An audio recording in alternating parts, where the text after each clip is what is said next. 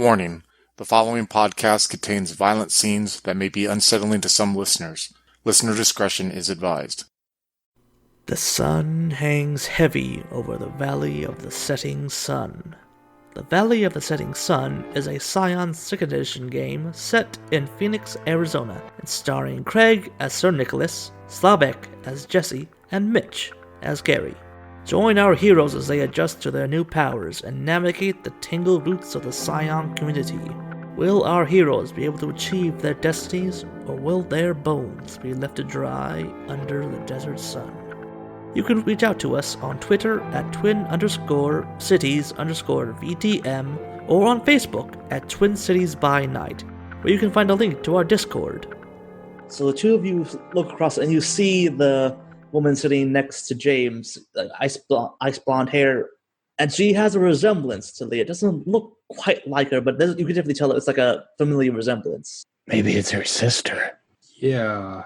Weren't they two of them, storyteller? So at the when you last saw Leah a couple of sessions ago, you saw the three looked like three figures were there when you left the club. You saw Leah clearly, and one looked sort of had like the guise of Mel on their face, and you didn't really get a good look at the third one. But they all kind of like had like a similar like feel to them. Yes. And this one, is this the one that was Leah, or is this has a similar feel to Leah? Similar feel to Leah. Okay. I only wonder just see what she looks like to James there. Maybe she just looks like herself. Yeah, to us, maybe. Well, I mean, if he's here, does that mean he's like a Scion or like magician or something? Or did the guy just let him in? I don't know. You'd think Scions would know how to function with these sort of encounters, but then again, there's us, so... Hey now, we're doing perfectly fine and good work. Yeah, so how do we want to play this then? And like, we're probably shouting this conversation to each other, being just this close with all the music going. It's not like anyone will hear it. So. Yeah. So how do you want to play it then? Do we just want to grab them, or do we want to... Let's buy them a drink and just talk to them. I don't know. Honestly, Nick, you're probably better at this than I am. When I try these sort of things, it usually ends up in a fight. Yeah, I guess. And Nick is kind of just thinking about like how he's probably not as good as Jesse thinks about in this sort of situation, because he felt flat on his butt last time he encountered one of these Fae things. All right. Do they have drinks in front of them? Yeah, you do see a couple of drinks. It looks like you see a couple of drinks in front of them. You would definitely see like they're like talking amongst themselves right now, like James and the woman. Nick will take note of what those drinks are and go to the bar and order those same drinks. All right. So as soon as you order them, the guy looks at you and he says, "You do know those are the most expensive stuff, right? That's top shelf stuff." Nick thinks about his pocket book for a second. Like, is there a mid-shelf version of it? And then the guy looks at you and then looks towards like where he sees the blonde-haired woman. The bartender just leans in. It's like, if you want to impress someone like that, you need the top shelf. But just know what you're getting into. They are intense. Yeah, we're old acquaintances. All right, how much? They lists off a number that definitely puts a hurt on your wallet. Maybe I could ask my mom for an allowance after this, as Nick is like pulling like far too many 20s from his wallet. All right, so you got the drinks now. Back me up here, Jesse. Don't let me make any deals with them. All right, but I can't promise anything if they join my fight club. Oh god, I gotta run a game. It's just all about Jesse's fight club. Oh my god! All right, it'll be Jesse trying everyone not to kill themselves before the fight club actually starts. All right, so the two of you, you walk off to the corner booth, I guess. I was thinking of just walking right up to him. Yeah, they're in a corner booth. That's what I meant. Hey.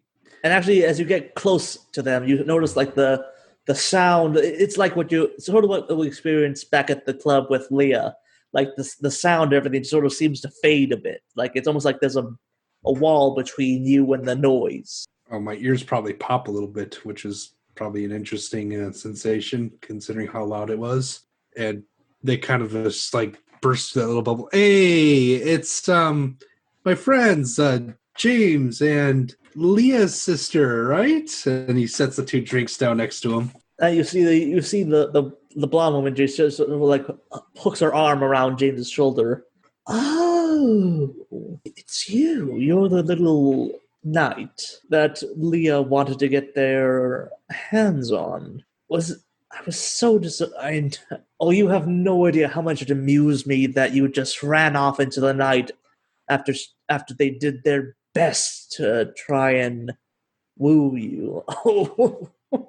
Oh, that was wonderful. Leah's been needing something to knock them down a peg. Sir Nick kind of visibly relaxes quite a bit because that was not the response that he was expecting. Yeah, it's always interesting to see family brought down a peg or two when they think they're getting too tall, and then I slide the drinks to both of them.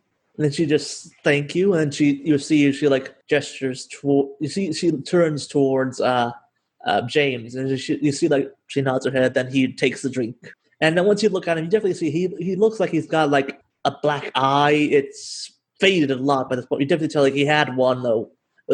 It's definitely looks was quite the big one when you see him a couple of days ago. And he looks thin, like you see his collarbones sticking out from under his skin. His eyes have heavy rings under them, and you see like he is like you see like the arm around him is just sort of like pushing him into her side. Nick kind of like bites his lip a little bit when taking all this in, and kind of like looks back at Jesse.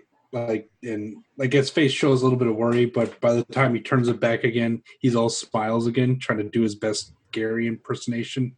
So, James, what brings you to the pit? He sort of like looks towards the blonde woman. She nods at him again. He just, I'm here supporting her wherever she goes.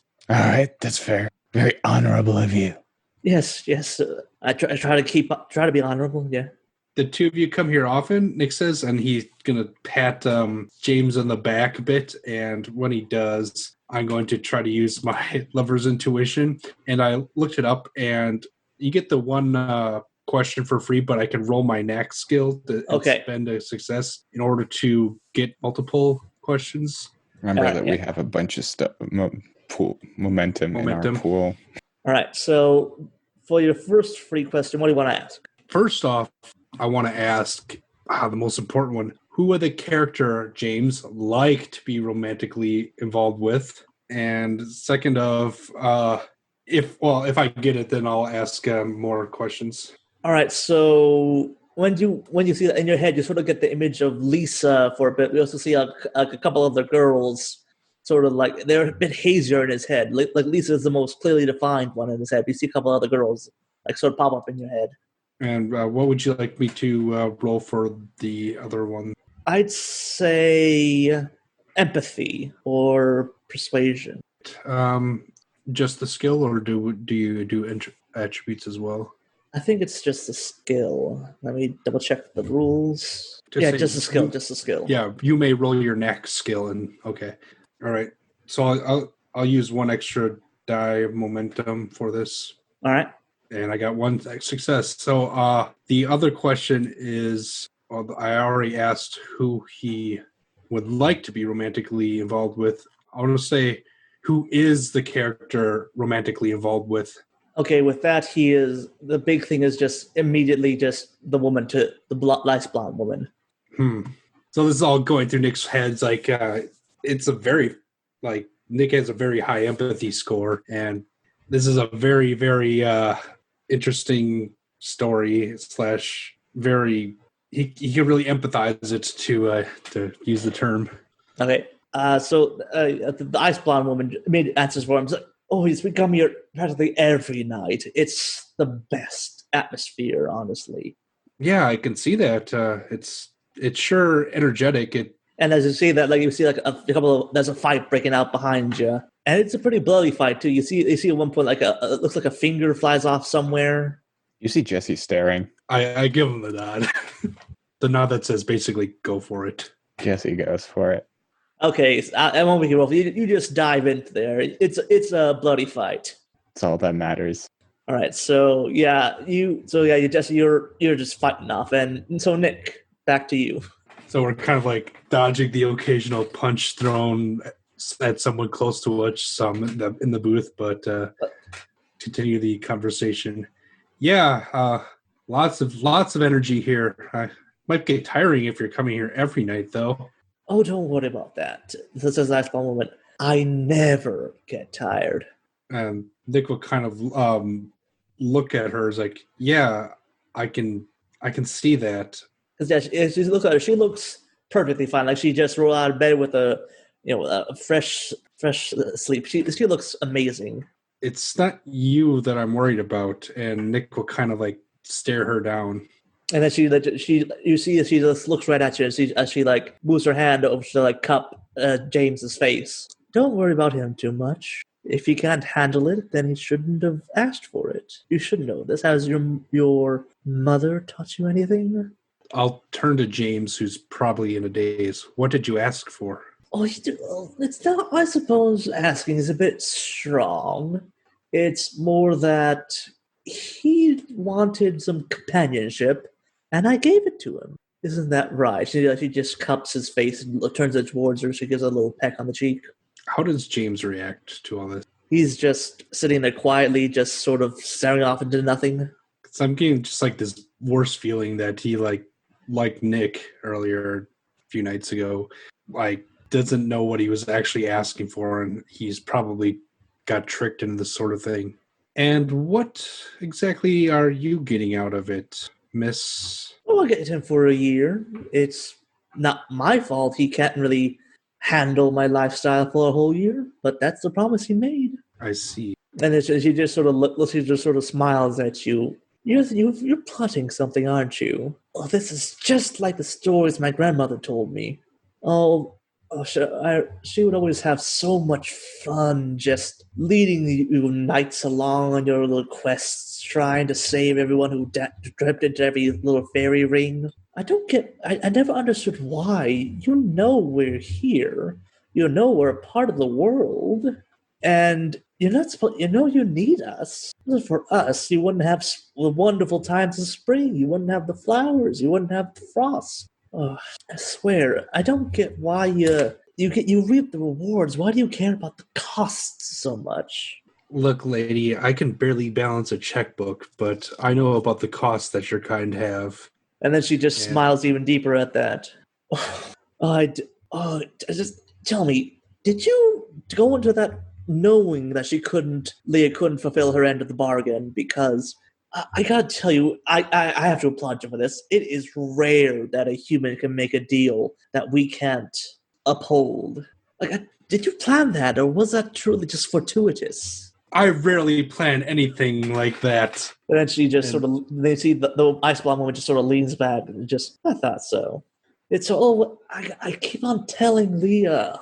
Oh, they always try to have a plan for everything. I just tell them, you gotta account for just the stupidity of humans. Nick is visibly getting a bit angry at this point, and he looks over and sees Jesse probably rolling around the floor with some guy's like arm in this crazy armbar or something. And like he looks back up and it's just like his eyes are getting intense, and he takes his hand, moves it across the table, and picks up the drink that he got for her and takes a drink from it and sets it back down in front of him. At that point, she looks a bit irritated at you. It's like, that was rude.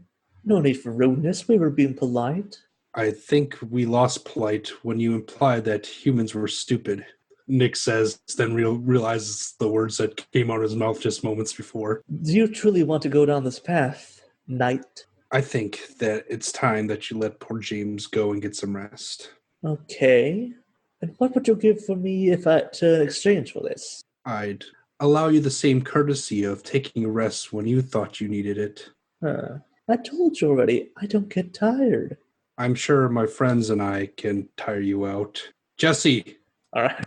Yeah. Our little Fae friend here doesn't think that she can get tired. All right, lady. Boy, do I have the organization for you.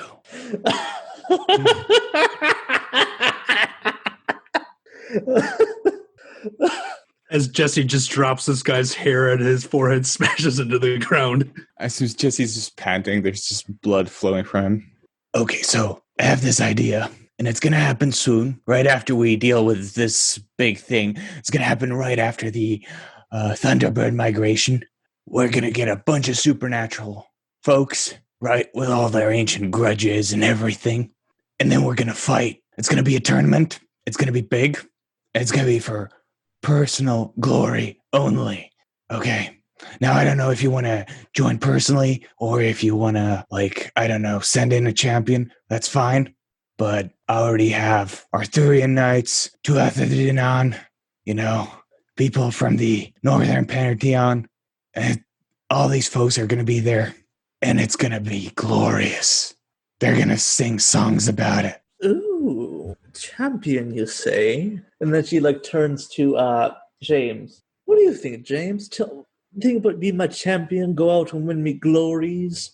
I could give you my favor, and you could be like a little knight in a tourney, doing it for the favor of his beloved princess. At that point, you see James sort of snap out of his daze. He just that'd be great. Yeah, that sounds great. Yes, but unfortunately, your mistress has already engaged herself, for I call you out at said tournament, and I'm going to invoke my call-out ability on her. Ah, yes. So, well, for those listening, since Sir Nick, we sort of made a homebrew, I guess, pantheon for him. So, for his thing is that he can call out one person in a one-on-one, either a one-on-one, like a meeting or a duel or whatever. So you're calling her out to basically face you in the tourney. Yeah, basically, I want her to basically leave James alone and let him finally get some rest, and it kind of would be the same deal. He's kind of offering in kind of a way, weird mystical way, that he take on his debt or something if he loses. But yeah. And at that point, you definitely see she gets mad at that. You definitely her face still looks pretty, but it's a much more inhuman edge comes to it. And it's just see her lips come back on a snarl, and she says, "Fine, you want to play it like that, knight? Fine, but know this: when we do meet, I promise you will regret it. Understand? And unlike Leah, I don't particularly care if it's just you I hurt or the ones around you. I mean, when you break someone's arm, it doesn't really matter whose arm it is, as long as the sound is satisfying either way. Got it? I think my friend and I would both agree it very matters which arm it is you break. So, for the time being, leave James alone. Fine. I'll see you at your tourney. When is this tourney? I looked at Jesse. At this point, you definitely tell, I'll just say this right now. You know that if it's not something really soon, she's going to run poor James is even more ragged than he already is. Yeah, I'm just gonna... 2 days. No, wait. When are we fighting the guy? How much time it's that you have I have to put it so it's before that. So basically, yeah, you have tomorrow essentially. Okay, so yeah, tomorrow evening at dusk. Excellent. I'll be there. Now, I sure hope you know what you're doing, Nick. At that point, you see the blonde woman just get up and just sort of drag James with her. She's like, "Good night. Yeah. Please pumped for the get tournament. some rest, and I promise you, our match will be one to remember." Then she just stalks out with James dragging behind her. Nick, are you allowed to hit girls? I don't think that's really a girl. Jesse sort of looks with a quizzical look on his face. I mean, she, I guess, can take over whatever form she wants to take. It's a bit more fluid in the Fey world. Okay. Well, not my pantheon, so not really my business. So, I really, really wish that, I could have fought her. But I understand this is personal for you, kind of. Yeah. I'm gonna make some calls. I really Get wish you could have everyone fought ready. her too. That's a good one. And so, yeah, actually, as soon as you sort of, as soon as she leaves the bubble that was quiet, that was sort of holding the sound back, sort of bursts, and then it's just loud again. I'll push the other really expensive drink that I bought for James over to Jesse. I guess we shouldn't let these go to waste. Yeah. And you see Jesse just messaging people about the tournament or like the Fight Club thing. I know if he's not sure if he's going to call it a tournament or like a fight club at this point. It's just like a spur of the moment thing. So Fight Club, Tournament of Champions. Yeah, and speaking of which, as you're doing your drinks, then you'll see one of the guys you fought with. He's got dark blue skin, sort of looks a bit mummified-ish. Then he just sort of comes up to you and just says, Frost Giant, you fight good. And you did as well, my friend. If you want to have a sanctioned fight tomorrow at dusk with some very interesting people. And I write in Sir Nick's castle's address because I assume that's where it's going to take place, like in the courtyard, because that's just the proper place to have a tournament. All right. I guess give it short notice. Yeah, given the short notice, we'll have to make do. All right. So yeah, the guy, the blue skinned man sort of takes it and then leaves. Do you get out to call for more fighters, or you just let that one guy go for your fight club? No, I mean, I'm going to tell him, like, always, like, if he has any interesting people he knows who know how to fight, to just bring them with, or, like, to call me. Okay. And then I just have Gormangander whisper in my ear whether he thinks they're worthy or not. All right. So yeah, with that, I'm going to say the word starts to spread around the bar, around the pit. So yeah, people various things just sort of come up to you and just start talking to you about whether or not they want to join in the fight club. I love this. Well, I don't have to win. I just had to, I guess, beat her up, right, Jesse? What are the rules for this? All right, so this is really interesting. The rules will be, you can't kill your opponent. You have to make sure your opponent surrenders, okay? If you knock your opponent unconscious, if you kill him, if you do anything else, you lose. You have to make him surrender. Any means are allowed. Magic, combat, whatever. There'll be a designated area, which will be your courtyard. Oh, I gotta get someone to mow the lawn. Oh, wait, actually, it's Arizona. We don't do that. Yeah, no, you don't have a lawn. You have rocks and some shrubs. We gotta order some more peat gravel. All right. You know what I really hate, Nick? Since it's so short notice, and I'll have to do all the organizing, I won't be able to fight. I'm sure we can work something out. I won't be able to fight, Nick. What if, do we know anyone who's good at event planning? I think Hikaru would kill us. Yeah. Maybe I could call Tiffany. She does all this mediation stuff, right? She'd be good at this. Yeah, I mean, I'm just going to say that we need a skilled mediator. I'm not going to mention the specifics. We could pay her for her services. It should only take a couple hours. Right? It's perfect. Let's see what time she's...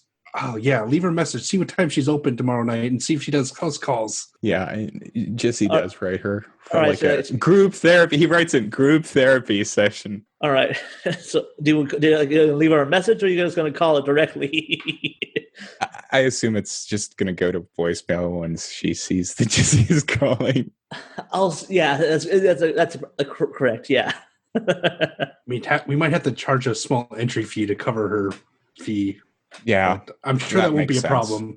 Everyone money or favors, Yeah. either are good. But you hear Gormangander say, "Boss, what about the prize to the winner?" Prize. Well, besides the glory, of course. Maybe we can find that chupacabra thing. Or trying to think what's valuable that's not a piece of Excalibur. what's valuable to a fighter, of course, is to fight someone important. I can ask my mom if she can arrange a fight with like a real ice giant for the winner. I'm going to do that. I'm going to get on my bike, and I hope I'm going to make it in time. You have fun, Nick. I have to go. Okay. And Although technically, I guess Jesse could hop into the world tree and send a message through the squirrel. that's actually probably way closer. That's only That would be mall. much easier than. Well, it's only a 2-hour drive. That's fair enough. I guess personal is better in this case. Jesse will just go. I guess he'll sleep during the day and wake up near dusk. All right, Nick so has to go back and tell all his retainers that, hey, they got prepped the grounds for a fight club tomorrow night. Just call it a tournament since it's in a castle. that's probably what he's gonna do. all right, so Nick, you head back to get the castle ready for a tourney, and so Jesse, you drive off in the night to meet your mother. So it's the middle of the night by the time you finally reach the mountain that you saw her last. So Jesse hops off his bike and he almost like runs straight towards the mountain. Like once he's there, just sprints. All right. Mom. And you cross when higher up the mountain, you get the frostier and snowier it gets until you reach like the cave where you saw her last time, and then you see her like she emerges from the cave. Yes, I'm going to need a favor from you, right? Could you arrange a fight with an ice giant? I suppose. Doesn't that... For you, I could definitely introduce you. So this is a way to introduce you to the others. So I don't know. I do have some friendly eaters, but a lot of them consider me less favorably after my marriage to one of the Acer. Right. Well, so the situation's like this. There's going to be a giant festival dedicated to combat that I'm organizing, and I want the winner to have the opportunity to fight a giant. Right? It's not to the death or anything, but yeah, that's what I need. All right. Giant not fighting to the death. Well, if it was fight to the death, I could just tell you some of the. I know a lot of giants who wouldn't really mind seeing die. All right. I must admit, son, of all the favors I thought you might ask of me, this is not one of them. I applaud you for surprising me. Yeah, I'll take that as a compliment of not being so bound to fate or something. Good. So, strength, fire, courage. I know someone who will be. I do have a favor I'll be able to call in for this. Yes. In return, I will ask you for something. Well, yeah, I expected as much. So, my son, I've been hearing the rumblings. Loki is in the valley. Yeah, and he's got the Father of Knives. Father of Knives. Apparently can cut through anything or something like that. I think I've heard of that. It is something old, even by the gods' standard. I think it was from a long, long time ago, from when men would live in caves, things, that they believed the knife was the first one, that it brought them knowledge of things, of how to cut and what to cut. If you can, bring it to me. Sure. Yeah, I'll do it. And then she looks at you. Just promise me not to turn the entire valley into like an icicle. As nice as it would be, I don't think the other gods would take kindly to that again. No, the other gods do not care for Loki's mischief. All right, very well, son. I will get to see who I can contact with. Then she turns to like up the wall, like she goes deeper into the cave, and you see like similar to like what you saw on the mall, like part of the cave sort of like falls backwards, and you see like a tree on the other side of the walls, sort of hanging in space almost. And then you see like she goes through the entrance and heals back up. All right, Gormangander. So you think we can safely assume we'll have a frost giant fight ready? I think yes, boss. Frost giants are always ready fights. Nice, my people. Quite literally, I guess. Anyway, let's get back. We need to make the pairings fair. Part of the attraction of Scion is how the hands of fate can dictate plot and propel the action forward. Encounter-based games are interesting ways to experience tales in bite-sized chunks. If you enjoy this type of storytelling, check out our back catalog for games like 13th Age, Eclipse Phase, or Exalted for more encounter-based fun.